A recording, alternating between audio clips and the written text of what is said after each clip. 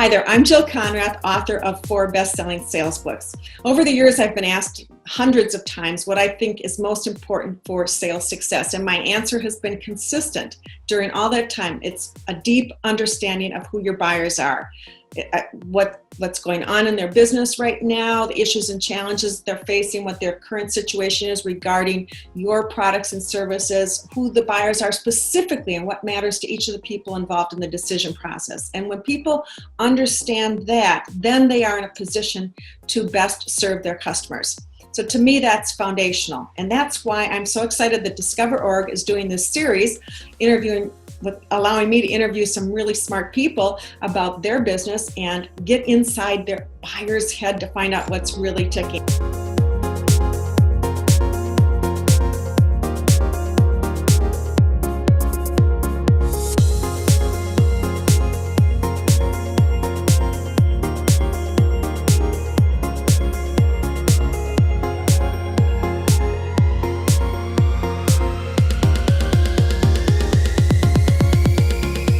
Today, we are joined by somebody, David Kingsley. If we take a look at all the things that you're responsible, you said facilities and HR functions, and you're pulling them together.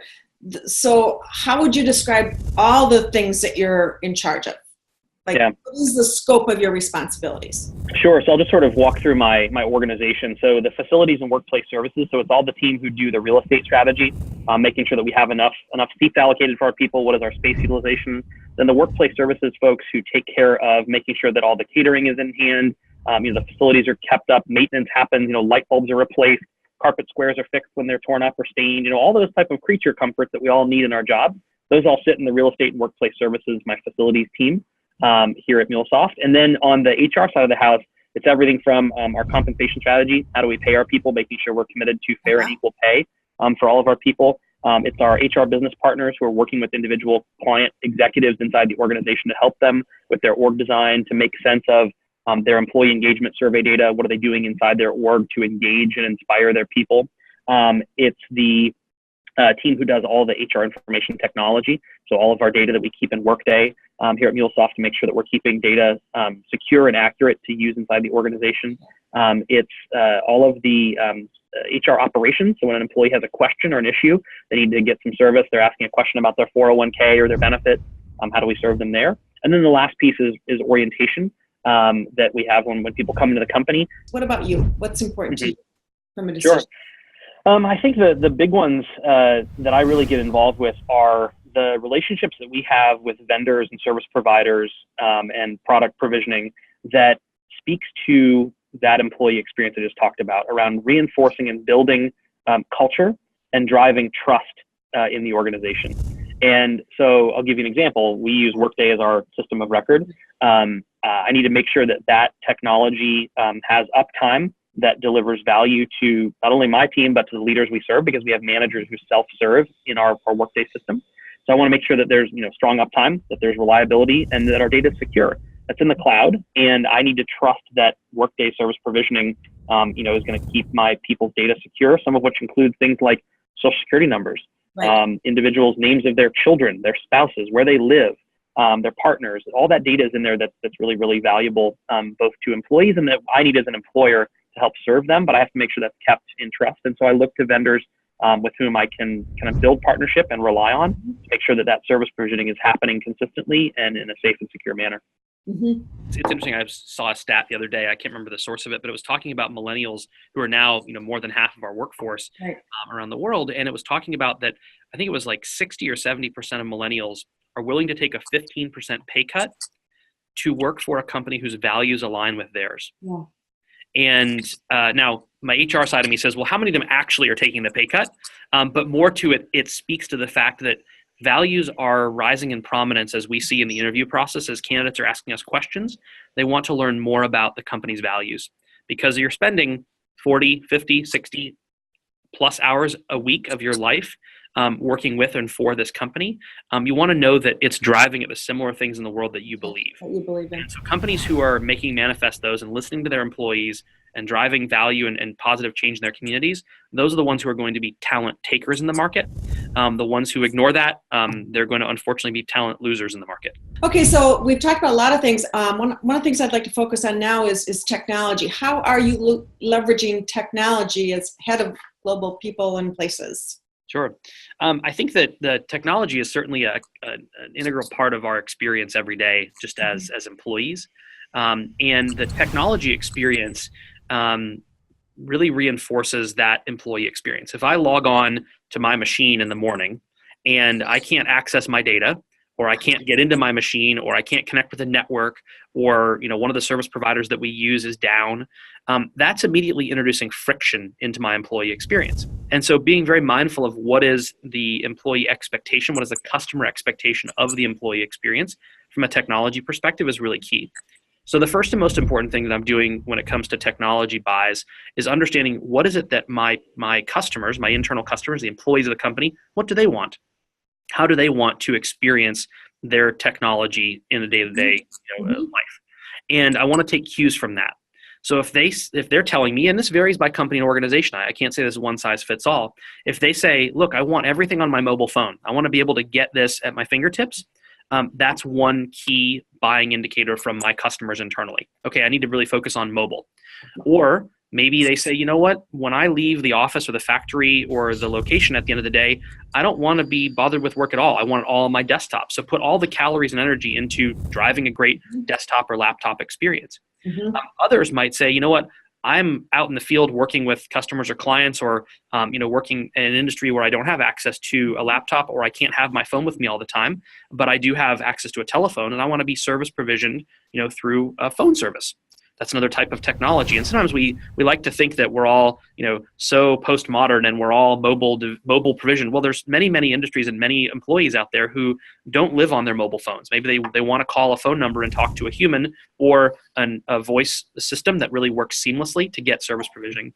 And so the first and most important thing for me is to listen to my customers, to say, what do employees want in the organization? And then how am I working with vendors to provide and provision services that meet my customers at their point of need and in alignment with their expectations? So are you looking at expanding the kind of technology that you have right now, changing it? What are you looking at right now to do differently in the upcoming year? Sure. I think the ones that we're constantly looking at are a few. The first I mentioned earlier is our HR information system. We always want to make sure that we're using the latest technology that's delivering the most value into the organization. So HRIS is always an important one. Another one is the technologies we use to look at how our culture is doing. As we put out surveys and ask questions of our employees and ask them to give us feedback in the organization, that's another one that we're looking at, constantly saying, okay, how many years or months is left on our contract?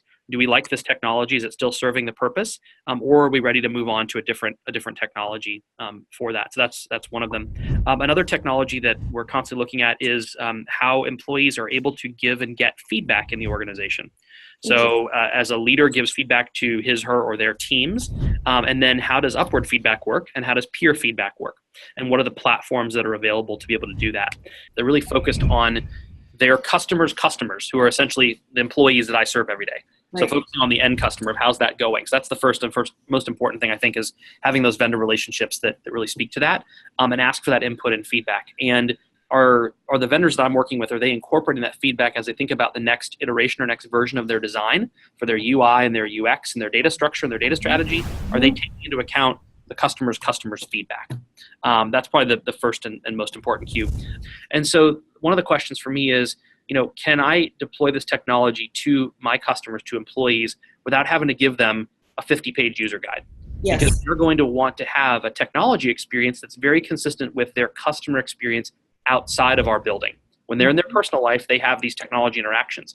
If they come into the organization inside the company and I put technology in front of them that just befuddles them, they got to scratch their head, they're calling phone numbers, they're reading through manuals, they're going to say, I don't want to use that. I want this to be as intuitive as the other technology that I use in my personal life. And that's going to drive my buying decision. It's going to drive the change curve, and it's going to drive the value that technology delivers into the organization. So because you're in the people business and your focus is so much on people, do you focus on the business case behind that? I mean, that's kind of soft and touchy-feely, that what you're just saying. Is there a business case behind what you're talking about too? And is that crucial to your Yeah, decision. sure. So let's make this real. Let's say I have an employee, and I'm going to do quick public math here, which is always a dangerous proposition. But let's say they make $50,000-$60,000 a year, and I break that down into an hourly rate. So let's say it's whatever, $25-$30 an hour that I pay that person to do their job. Let's say I need them to do 2 hours of administrative work a week inside the organization, whether it's logging their time, checking their pay stub, giving feedback, what have you. I've just spent $60 of the company's money that week on something that's internal, that they're not building a product, servicing a product, selling a product, working with customers. If I can reduce that by half, let's say I can take that $60 and make it into $30, I've just returned value back to the business, back to the company, and frankly, back to the customers. That time is going to go into the product. It's going to go into our customers' service delivery. And our CFO is going to say, thank you for reducing your cost to serve.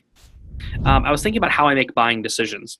And I think that there are a number of vendors out there who believe, and I don't fault them for this, but they do believe this, that I'm going to make a buying decision based upon a cold email they send me in the middle of a Tuesday with some catchy subject line they've tried to use from some Basho email training they've gone to, with some value proposition, or even worse, an assertion of an area of challenge in my business that I'm going to click on and go, absolutely, sell me all that. I'll give you all my budget. I mean, you don't respond to those kind of emails positively. And when I don't respond, I don't respond at all, frankly. I used to say, thank you for your email. I was very kind and pleasant. And then they just started growing and they started getting more and more. And they send that to me on Tuesday. And then I get another one on Friday from that same person. It says, hey, you might have missed my email on Tuesday, but I wanted to put this on the top of your inbox. And I delete it again. And they come back on Monday and they say, hey, maybe you missed it over the weekend, but I wanted to tell you about this amazing opportunity to do X for Y cost with my Z business. At that point, Jill, I right-click on the email and I send it to phishing. I make it a phishing email because at that point, I'm considering that to be a nuisance. If I wanted to respond, I would have. And that's just not the way that I personally buy. I don't have any problem with direct mail marketing. A lot of businesses have been built on that. This is not how I buy. Generally, I buy when I'm in the frame of reference to make those buying decisions. And that generally comes when I'm at a conference or an event or something that I've gone to saying there are going to be vendors there with whom I want to interact about a product or service that I'm evaluating, whether I'm trying to replace something, buy something new, enhance it, whatever. And I'm going on purpose to meet with those people and hear what they have to say and tell them about my challenge areas. Midway through a Tuesday, when I'm just running the business, is not the time that I'm doing that. Yeah. So how do you educate yourself? Only through conferences? Once you get your mind set on, I want to do something in this arena. Yeah. What education process do you go through? Yeah, I do think the emails that I get from folks who are trying to tell me about something that have something attached to it that is, or a link to it even better, that says, we wrote a white paper on this. Here's some of our knowledge capital. Here's some of our thinking. Here's some of the research that we did that we're paying into the system to give you a point of view on something that you may be interested in. And if I am, and I click on it, and if it's, maybe a 3 to 5 minute read that I can scan and pick up a new nugget or two, or a data piece, or an insight, or, some type of perspective I didn't have before, that then sticks in my head. It's like, oh, I remember that vendor created that piece of knowledge capital that gave me a new lens on one of the challenges I'm facing. Then when I meet or see that person or that company at one of these events that I'm going to, that brand equity is already kind of established in my mind. I'm thinking, yeah, I read your white paper on that. That was really helpful. I'd like to hear more about that. So bringing value to me before asking for value from me in terms of my money or my commitment, I think is really important for vendors to put something out there first in terms of new things to think about to drive the industry forward versus just convincing me to just buy their thing. Putting time into the research, participating actively in the ecosystem that you're selling into, I think is important. So if you, and I say this as someone who used to be in a sales-driven role, I carried a quota, so I know what that feels like. I'm not trying to say I don't understand that. If I'm selling into the HR market, I need to make sure that I have developed or am building HR bona fides of my own to know what keeps my buyer up at night, really, really, truly, to understand that, engage in a productive conversation in that, whether it's an asynchronous or a synchronous conversation, but really pay into that ecosystem. I mentioned earlier in this conversation, helping each other up the mountain. And if as salespeople, we're thinking of helping our customers up the mountain, more importantly than selling them something, then we're probably going to be more successful. And that looks like in the HR space of how are we driving the idea of innovation in terms of delivering employee experiences. And so whatever it is that your product or service does, it fits somewhere in the employee experience. And you taking the time to do the research or fund the research or do the white paper on it, that helps put information into that ecosystem of provoking new thoughts, giving people things to think about and to drive positive change. Then presenting that in a way, whether it's through an email that actually delivers value right in the first email, not, hey, I want to sell you something, but, hey, I'd like to share something with you that you might find interesting. Setting up those meetings saying, hey, noticed you're coming to this conference. While you're there, I noticed you downloaded 2 of our white papers. Love to introduce you to Jane Smith, who's our CEO, who's going to be there, and she would love to have a conversation with you to share with you some of our latest research that might be of help to you, whether you buy our product or not, just some new things for you to think about. That feels like a really natural interaction to me that says that salesperson is committed to my success even more than to their own.